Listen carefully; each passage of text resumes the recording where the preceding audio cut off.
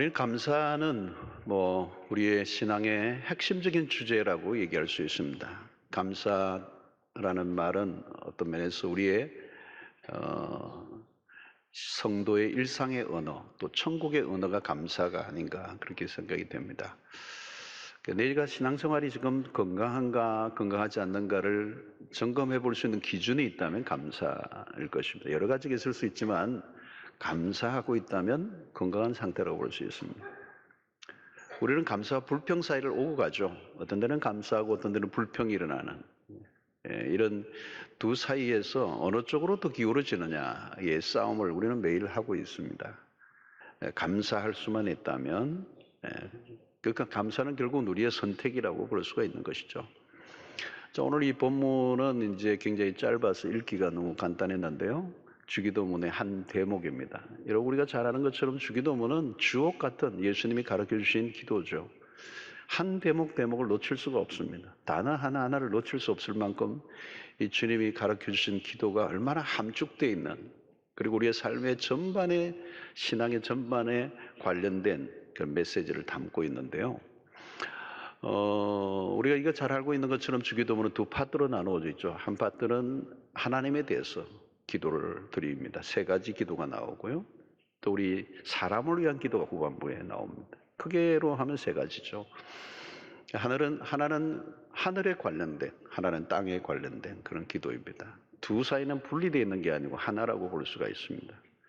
자, 오늘 우리에게 일용할 양식을 주시옵고, 이게 이제 사람을 위한 기도의 첫 파트입니다. 첫 기도가 일용할 양식이다.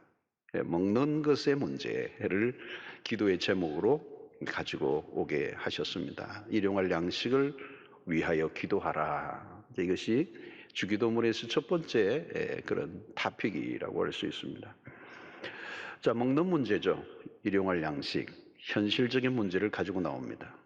그러니까 사실 기도라고 하는 것은 굉장히 신령한 영적인 것이라고 우리는 이해하지만, 그래서 그 영적인 문제는 뭔가 좀 천상에 관련된 것만 구하는 것으로 생각하는데, 어쩌면 이 기도 안에 바로 현실적인 문제를 가지고 나오는 거죠. 먹는 문제. 이것은 우리에게 뭘 의미합니까? 주님이 가르쳐준 기도를 통해서 우리의 신앙은 일상과 동떨어져 있지 않다. 그리고 우리의 신앙은, 우리의 삶은 현실의 뿌리를 받고 있다는 것. 현실의 뿌리 받고 동떨어져 있는 어떤 추상적이고 모호한 것들을 추구하는 게 아니고 일상의 매우 현실적인 필요에 접근하는 것. 그래서 먹는 문제를 위해서 기도하는 것은 결코 천박한 기도가 아닙니다. 비영적인 것이 아닙니다. 오늘 이렇게 우리에게 일용할 양식을 주옵시고라고 하는 이 기도 속에 우리에게 주시는 메시지는, 하나님은 우리의 일상에 깊이 개입하시는 분이다. 우리의 먹고 사는 일상의 기본적인 필요, 또 인간의 기본적인 갈망에 응답하시는 하나님이시다는 것을 가르쳐 주는 겁니다.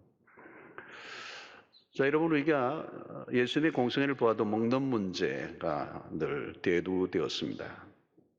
또 사단이 예수님에게 시험을 걸 때도 이 돌들이 떡이 되게 하라, 굶주려 계시는 예수님에게 현실적인 문제로 마귀가 다가와서 시험을 걸었습니다. 이 돌들이 떡이 되게 하라. 자, 여러분, 이 먹는 문제는 먹는 문제로만 끝나지 않는다는 겁니다. 우리는 일상의 일용할 양식을 그냥 지나칠 수가 있습니다. 이 가벼운 주제가 아닙니다. 우리는 하루에 3번씩 식사 기도를 드립니다. 그리고 이 식탁 기도를 어떻게 하는가에 따라서 우리의 영성이 드러난다는 겁니다. 매일 먹고 마시는 행위, 그것은 영적인 것과 분리되어 있지 않다는 것입니다. 그래서 영성은 식사의 기도에서부터 시작이 됩니다. 그래서 우리가 식탁의 자리에서 일용할 양식을 주신 하나님께 깊은 감사를 드리는 순간, 그 식탁의 자리는 성스러운 공간이 되는 것입니다. 식탁의 기도의 핵심은 뭘까요? 감사입니다. 자, 감사의 첫 출발이 뭐죠? 소박합니다. 거창한 것들이 아니고 일용할 양식에 대한 감사입니다. 자, 우리가 흔히 감사하다고 할 때는 주로 이제 감사 헌금을 언제 내느냐면 자동차가 언덕에서 굴러 떨어졌어, 살아났을 때. 자, 그런 일은 일평생 한 번 있을까 말까 할 일이에요. 회사가 부도의 위기에서 극적인 회생을 했을 때, 암에서 나았을 때. 여러분, 그런 일은 일평생 자주 일어나는 일이 아니에요. 대개는 일상의 소소한 것들에 대한 감사해야 합니다. 작은 것에 감사하지 못한다면 큰 것에도 감사하기가 어렵겠죠. 오늘의 양식이 내게 주어졌다는 것은 사실 작은 것은 아닙니다. 어마어마한 일이에요. 여러분, 일용할 양식, 오늘의 양식이 주어져서 오늘을 살았다면 그것이 하루가 이어지고 또 하루가 이어지면 그게 한 주간이 되고 한 달이 되고 1년이 되고 10년이 되고 평생이 되는 겁니다. 마치 점이 이어져 선이 되는 것처럼 오늘의 양식이 이어져 한 생애를 살게 만드는, 오늘의 일용할 양식이 하나님으로부터 왔다는 이 말은 일평생 내 지금까지 살아온 삶에 하나님이 함께 하셨다는 증거가 아니고 무엇이겠습니까? 자, 일용할 양식이 나에게 오기까지는 많은 것들이 동원되었습니다. 자, 우리가 먹는 밥을 생각해 봅시다. 쌀이 생산되는 과정, 뭐 쉬운 게 아닙니다. 일정한 땅이 있어야 이 쌀을 논에 벼를 심을 수 있는 거 아니에요. 많은 땅이 필요해요. 지금도 우리가 조금만 부산 외곽을 벗어나면 아직도 우리나라는 벼를 심고, 지금 최근에는 다 이제 추수를 다 했더라고요. 자, 이런 땅이 있어야 되고 심고 기르는 농부의 땀이 있어야 되고 또 적절한 태양과 비가 내려줘야 되고, 또 그 모든 우리의 일상의 밥을 먹는 그 식탁에 옮겨진 쌀도 그냥 주어진 게 아니고 많은 어떤 수고와 땀과 그리고 하나님의 은총이 있었던 것이죠. 어디에 이제 말을 하지 않는, 밥은 먹을 수 있는데 말은 하지 않는 기도원이 있어요. 수도원 같은 곳이 있어요. 거기 가서 이제 말을 하면 안 돼요. 거기 들어가면. 전부 다 식당에 와서 아무 말도 안 하고 밥을 먹는 거예요. 근데 이제 며칠 동안 계속 말을 안 하고 밥만 먹는데 어느 날 그렇대요. 한 3일째 밥상을 봤는데 밥알이 말을 걸어오더래요. 나물이 말을 걸어와. 그러면서 나도 모르게 눈물이 핑 돌더라는 거예요. 그러니까 하나하나가 의미가 있는 거죠. 그냥 막 바쁠 때는 정신없이 밥을 먹기 바빴는데, 배를 채우기 바빴는데 침묵을 하면서 그 안에서 조용히 기도하는 시간을 가지고 이 명상도 하고 이렇게 관주를 하다 보니까 사물 자체가 굉장히 우리에게 의미를 가지고 다가오는데, 그 밥알 하나도 엄청난 의미가 있다는 거예요. 여러분, 이스라엘 백성들이 광야를 지나는데 특이한 경험을 하나 했어요. 그게 뭐냐면 하늘에서 만나와 메추라기를 내려주시는 겁니다. 땅을 파면 뭐가 나오게 한 게 아니고 하늘에서 떨어지게 한 겁니다. 만나와 메추라기가 매일. 여러분, 그것을 통해 하나님이 이스라엘 백성들에게 주시고자 하는 레슨이 뭘까요? 너희들의 생명이 하늘에 달려있다. 나에게 달려있다. 철저히 하나님에게 의존한 존재로 훈련시키기 위한 목적이 있었던 거죠. 그래서 만나를 하늘에서 내려주시는 거예요. 오늘 또 여러분, 일용할 양식을 내게 주시옵고, 오늘 나에게 주어진 일상의 이 작은 식탁에 한 줌의 밥 한 그릇이 내 노력과 내 수고와 땀만으로 이루어진 것이 아니라 하나님이 주셔야 내가 먹을 수 있다. 사실은 오늘날도 기근이 일어나고 천재지변이 많고 환경의 변화가 일어나고 앞으로 인류의 먹거리에 대한 걱정을 사실 많이 하고 있어요. 여러분, 일용할 양식에 대해서 감사한다는 말은 이것은 굉장한 의미가 있는 겁니다. 하나님과 나와의 바른 관계가 설정되고 있다는 거예요.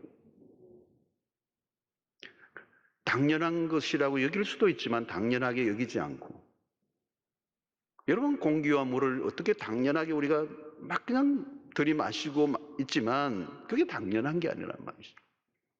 식욕이 느껴지는 것. 여러분, 병원에 가면 식욕 자체가 없는 분들이 계세요. 아무것도 먹을 수가 없어요. 식욕이 느껴지지 않아요. 네, 입에서 먹는다는 것이 또 놀라운 거예요, 여러분. 씹을 수 있다는 게 얼마나 감사해요.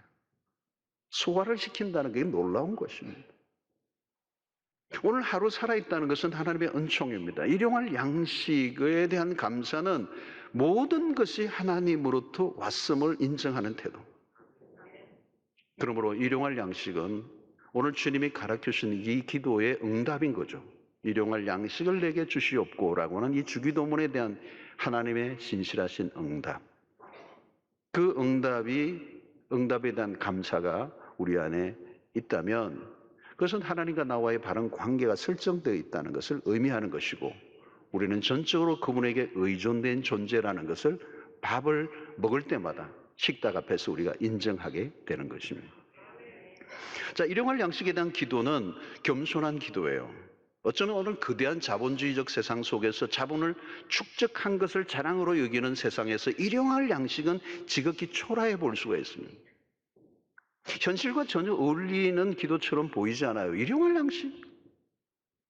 우리는 한평생 자자손손 먹고도 남을 양식을 구하지, 오늘 일용할 양식을, 오늘 나에게 필요한 양식을 달라는 기도는 잘하지 않아요.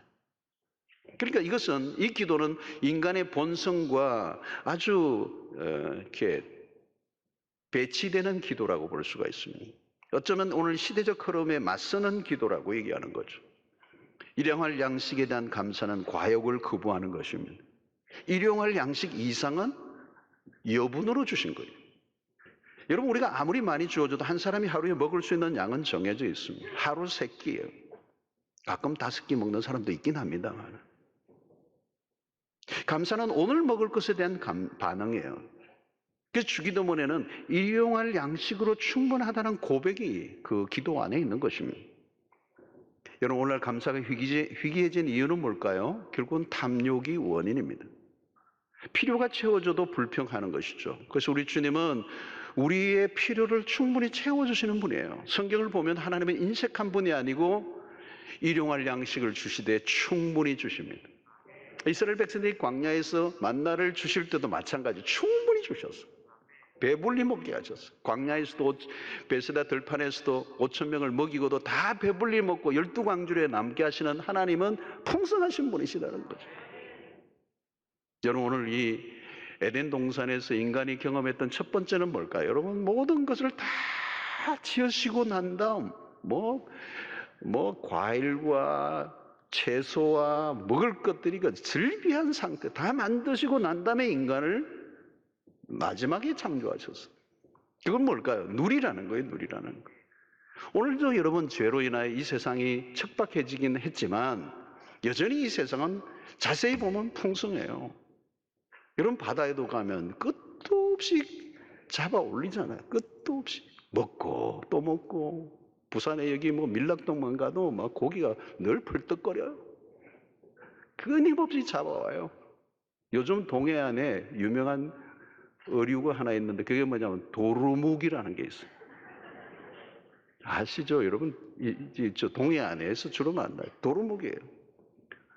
얼마 전에 도루묵을 먹었는데 완전히 알이에요, 알. 살이 하나도 없어. 그게 산란기에 도루묵을 보니까 알로 꽉 찼어요. 그걸 그림으로 하나 보여드리는 건데, 그냥 터져 나오는 거예요. 알이 터져 나와. 배에서 막 터져 나와요. 그러니까 한 마리에서 그 알이 그렇게 많다면 그게 산란되어서 알이 부화되고 생선이 되면 얼마나 많겠어요. 아무리 잡아도 없어지요. 여러분, 야채들을 보세요. 과일들을 보세요. 그 씨앗들. 그러니까 사과 하나를 보면서 딱 벌리면 씨앗이 나오잖아요. 그 사과 한 알 안에 과수원이 들어있어요. 그 안에. 셀 수 없는 것들을 하나님이 주신 것이죠. 하나님은 우리의 필요를 충분히 채워주시는 분이시다. 자, 빌립보서 4장 19절을 보니까 나의 하나님이 그리스도 예수 안에서 영광 가운데 그 풍성한 대로 너희 모든 쓸 것을 채우시리라. 이 바울이 경험한 얘기죠, 사실은. 문제는 필요 이상을 구하는 것입니다. 하나님은 욕망까지 채워주시지는 않습니다. 성경은 명확하게 응답되지 않는 기도가 하나 있어요. 그게 뭐냐면 야고보 4장 3절입니다. 구하여도 받지 못하면 정욕으로 쓰려고 잘못 구하기 때문이다.